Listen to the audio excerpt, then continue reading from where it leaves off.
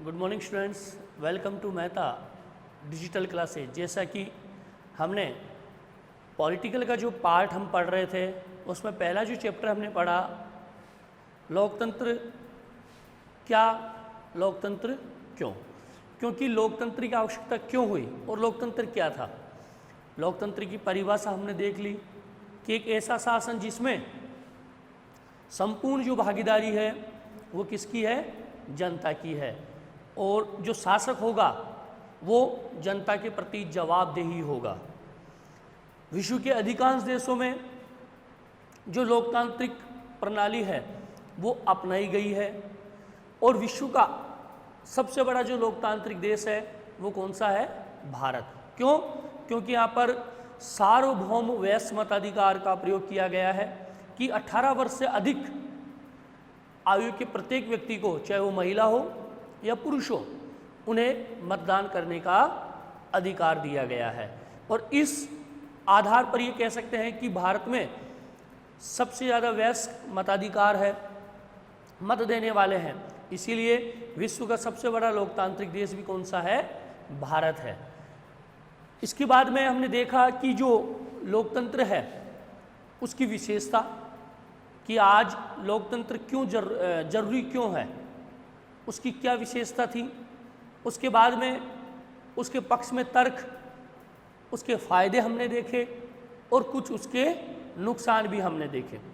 कुछ देश ऐसे थे जो लोकतांत्रिक पद्धति को अपना रहे थे, लेकिन इसके अलावा चीन हुआ, पाकिस्तान हुआ, मैक्सिको हुआ, ये कई ऐसे देश थे जहां पर लोकतंत्र को सही ढंग से अपनाया नहीं गया। सैनिक शासन या किसी एक व्यक्ति, एक विशेष पार्टी का शासन कहा जा सकता है, वो उन्होंने लागू कर रखा था। फिर उसके बाद में हमने देखा वयस्क मताधिकार। कुछ देश ऐसे थे जहां पर महिलाओं को मतदान करने का अधिकार नहीं था। सऊदी अरब, 2015 तक सऊदी अरब में जो महिलाएं थी वो मतदान नहीं कर सकती थी। लेकिन लोकतंत्र का मायना क्या कहता है कि लोकतंत्र में सभी व्यक्ति समान है, कानून की नज़र में सभी समान है, और मताधिकार का जो प्रयोग करना होता है वो भी समान रूप से करना होता है। इसमें किसी प्रकार का भेदभाव नहीं होना चाहिए कि ये महिला है तो ये मतदान नहीं करेगी। तो भारत में ऐसा नहीं है। भारत में लोकतंत्र को देखते हुए यह है कि इसमें महिलाएं भी मतदान करती है और पुरुष भी मतदान करते हैं। फिर कुछ ऐसे देश थे, फिजी, जहाँ पर जो भारतीय मूल का जो व्यक्ति मतदान करता था तो फिजी के मतदान की तुलना में उसका मतदान आधा समझा जाता था। तो ये इस प्रकार का एक मतभेद कर रखा था मतदान को लेकर। लेकिन भारत जो कि सबसे बड़ा लोकतांत्रिक देश है उसमें इस प्रकार का कुछ भी नहीं था। जैसे ही चाहे लड़का हो या लड़की हो 18 वर्ष की आयु क्रॉस कर देते हैं, 18 वर्ष को पूर्ण कर लेते हैं, तो उन्हें मतदान करने का अधिकार प्राप्त हो जाता है। तो ये था लोकतंत्र के बारे में। लोकतंत्र की परिभाषा मैंने बता दी थी, विशेषता, ये सारी चीज़ें हम पढ़ चुके हैं। और ये चीज़ दे दिया था कि लोकतंत्र में जहाँ लोकतांत्रिक देश है वहाँ पर नियम और कानून ऐसे बने हुए रहते हैं कि उन नियमों के अनुसार या कानून के अनुसार शासक को चलना होता है, वह अपनी मनमर्जी नहीं कर सकता। ये चीज़ हमने पढ़ी है कि लोकतंत्र में जो शासक होगा वह अपनी मनमर्जी नहीं कर सकता, उसे संविधान के दायरे में रहकर ही कार्य करना होता है, कानून बनाने होते हैं, नियम बनाने होते हैं। अपनी मनमर्जी से राजा होता है, वो अपनी मनमर्जी कर सकता है। लेकिन लोकतांत्रिक जो देश हैं वहाँ पर कुछ नियम और कानून बनाए जाते हैं, उन नियम और कानून के आधार पर ही शासक को कार्य करने होते हैं। तो अगला जो चैप्टर है हमारा, दूसरा चैप्टर, वो है संविधान निर्माण, यानी कि राजनीतिक विज्ञान का एक दूसरा पार्ट ये आ गया है, संविधान निर्माण। पहले हमने लोकतंत्र के बारे में अध्ययन किया कि लोकतंत्र क्या है, लोकतंत्र में शासक बनेगा और संविधान के अकॉर्डिंग उसको कार्य करना पड़ेगा। संविधान ही एक ऐसी चीज है जो शासक को नियंत्रित रखती है। नियंत्रित संविधान के दायरे से बाहर आकर कोई भी सरकार हो या कोई भी शासक हो वो कार्य नहीं कर सकता। इसीलिए संविधान का निर्माण किया गया है। अब मैं छोटी सी एक चीज़ मैं आपको बता दूं कि संविधान क्या चीज़ है। संविधान है क्या चीज़?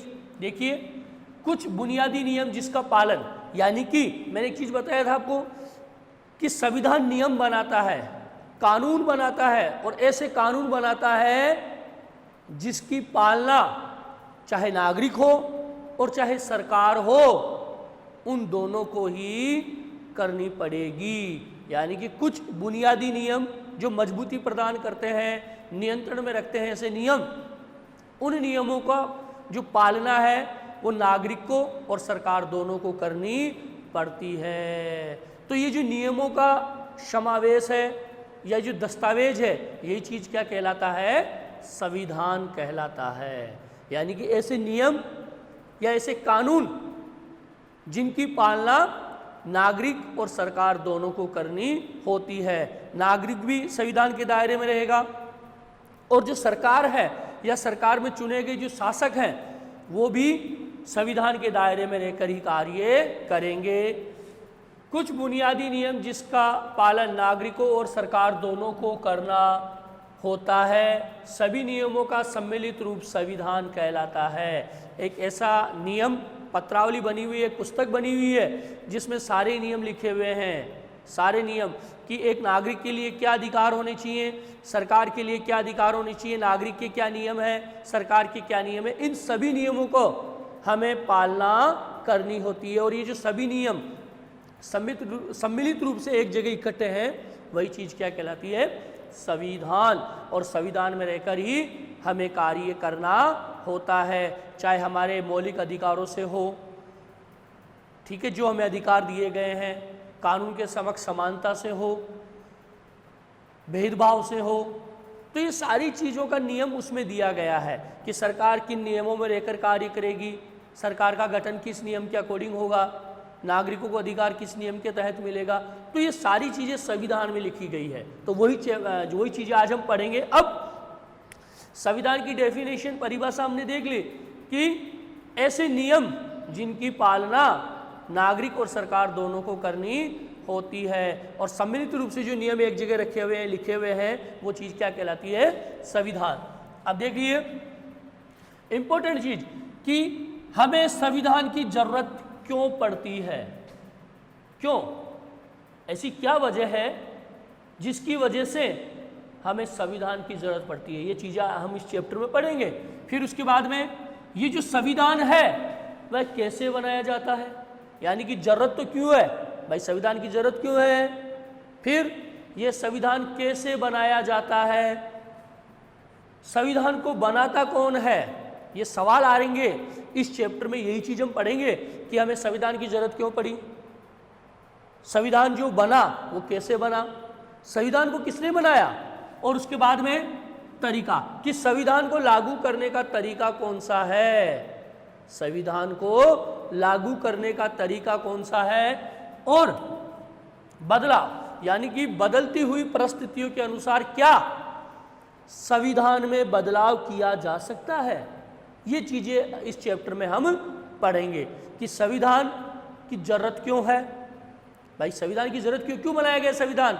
जरूरी थोड़ी कि हर देश में संविधान बन रहा है या हर लोकतांत्रिक देश में संविधान बन रहा हो, नहीं, ऐसा नहीं है। लेकिन हम भारत के नज़रिए से अध्ययन करेंगे इस चैप्टर में कि संविधान की जरूरत क्यों है, इसका निर्माण कैसे हुआ, किन लोगों ने संविधान को बनाया, इसका तरीका कैसे होता है लागू करने का, और जब हमने संविधान बना दिया, नियम बना दिया, तो क्या परिस्थितियों के अनुसार संविधान में बदलाव किया जा सकता है। तो ये सारी चीज़ों का अध्ययन इस चैप्टर में हम करेंगे।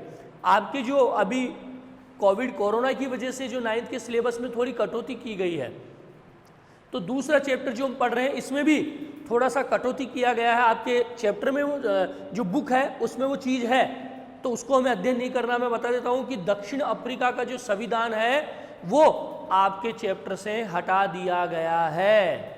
दक्षिण अफ्रीका का जो संविधान का निर्माण है वो हटा दिया गया है चैप्टर से, तो उसका अध्ययन हम नहीं करेंगे, उससे थोड़ा हम आगे चलते हैं अब, ठीक है। दक्षिण अफ्रीका में किन परिस्थितियों में संविधान बना, कैसे बना, संविधान की आवश्यकता क्यों हुई, वो सारी चीज़ें उसमें थी।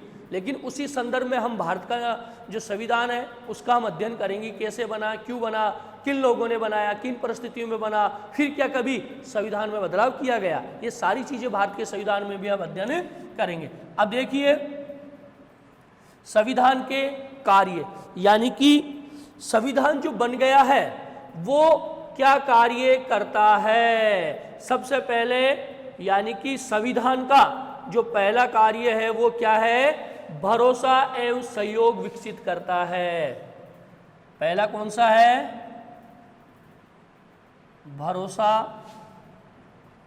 एवं सहयोग विकसित करना।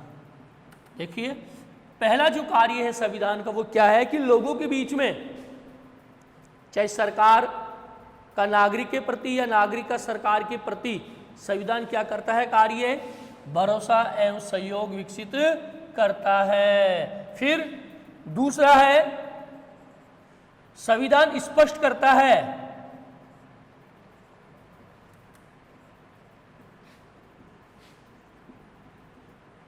कि सरकार का गठन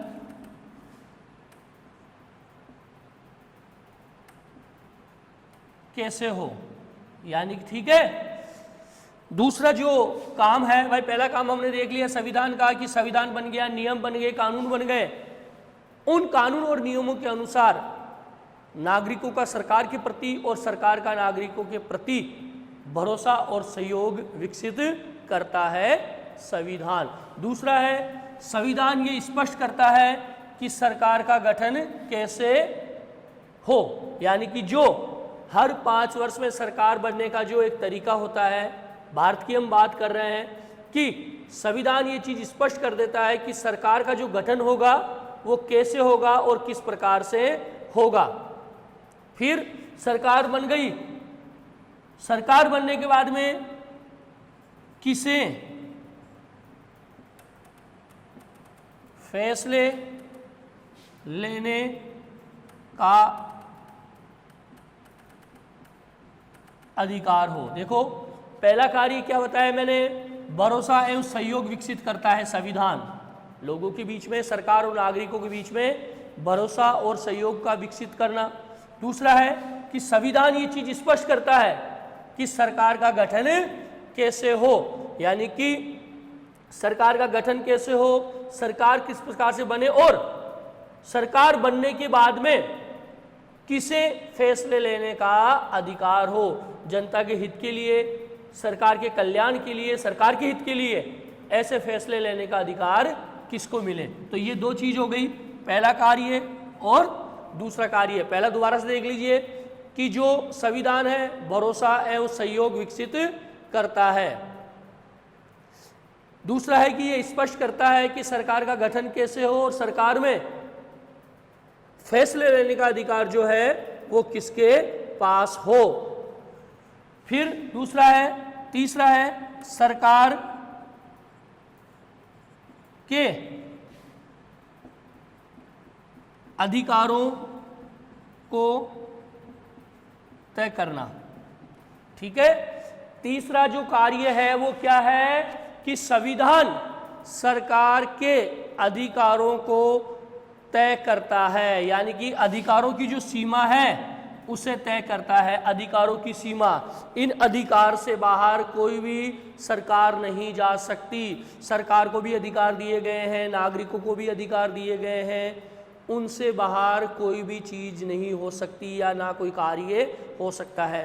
तो संविधान क्या करता है, सरकार के जो अधिकार हैं उनकी सीमा को क्या करता है, तय करता है। और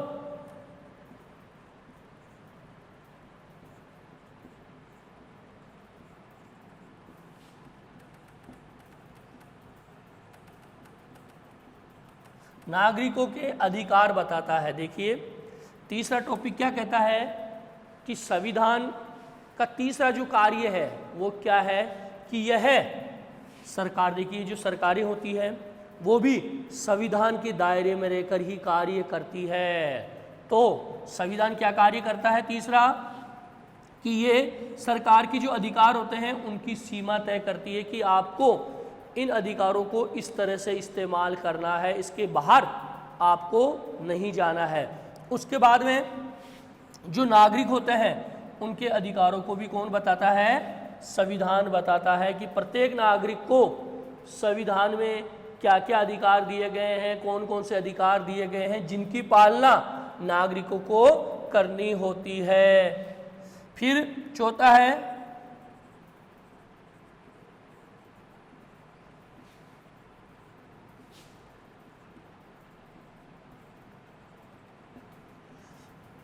क्या है कि अच्छे समाज के गठन के लिए लोगों की आकांक्षाओं, जो लोगों की जो उम्मीद होती है उनको व्यक्त करना। अच्छे समाज के गठन के लिए लोगों की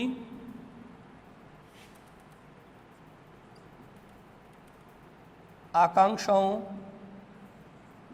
को व्यक्त करना, ये हो गया अधिकार कार्य। यानी कि 4 संविधान के मुख्य रूप से कार्य बताए गए हैं। इन 4 कार्यों के अकॉर्डिंग नागरिकों को अधिकार दिए गए हैं और सरकार को अधिकार दिए गए हैं। पहला है कि संविधान भरोसा एवं सहयोग विकसित करता है सरकार के बीच में और नागरिकों के बीच में।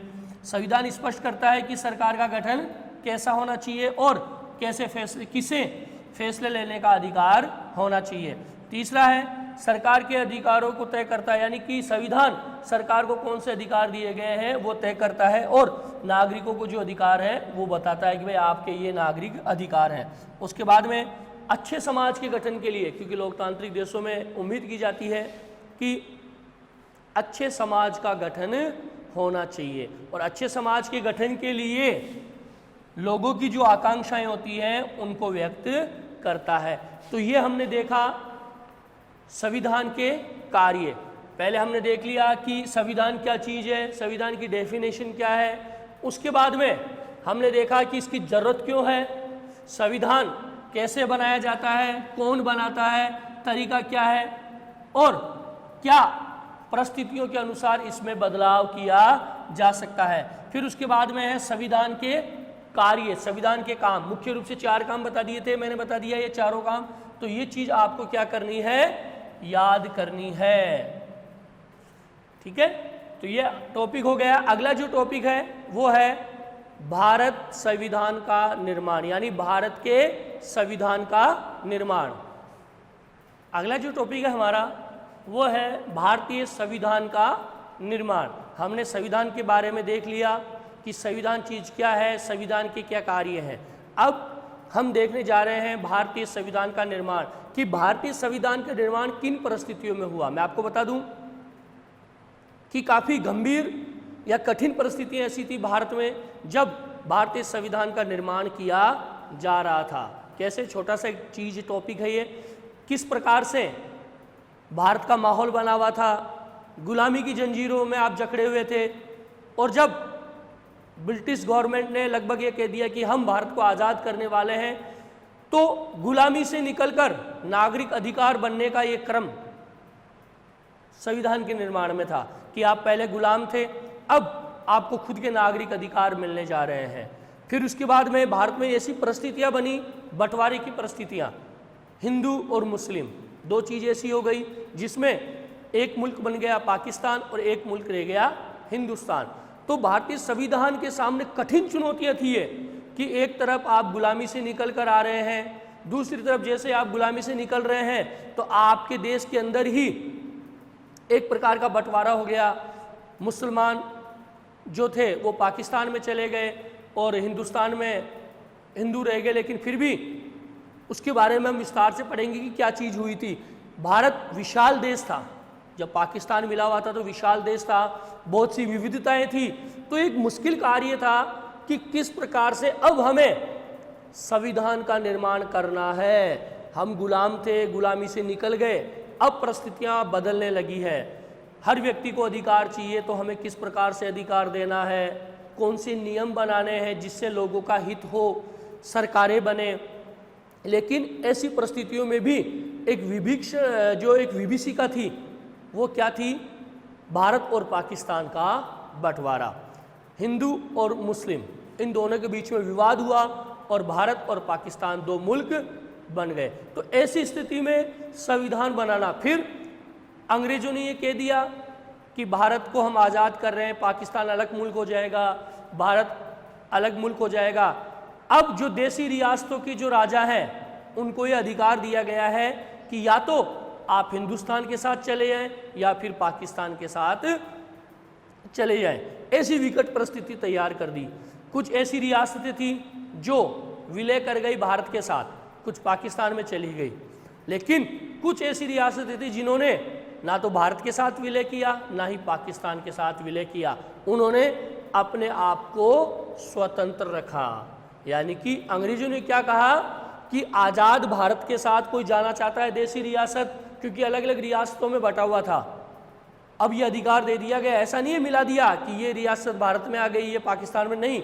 अंग्रेजों ने क्या किया, देसी रियासतों को ये आदेश दे दिया कि भाई जो भी देसी रियासत स्वतंत्र रहना चाहती है खुद, तो वो स्वतंत्र रहे, और जो रियासत भारत के साथ जाना चाहती है वो भारत के साथ चली जाए, जो पाकिस्तान के साथ जाना चाहती है वो पाकिस्तान के साथ चली जाए। तो इस प्रकार का एक कठिन संघर्ष करना पड़ा भारत के संविधान को बनाने के लिए कि बंटवारा हो गया। कुछ भारत की जो रियासतें हैं वो भारत में विलय नहीं कर रही है, अपने आप को स्वतंत्र छोड़ रही है, जिसमें आपकी जम्मू कश्मीर है, हैदराबाद है, जूनागढ़ है। तो ये कई ऐसी रियासतें थी जिन्होंने आज़ाद भारत के साथ विलय नहीं किया।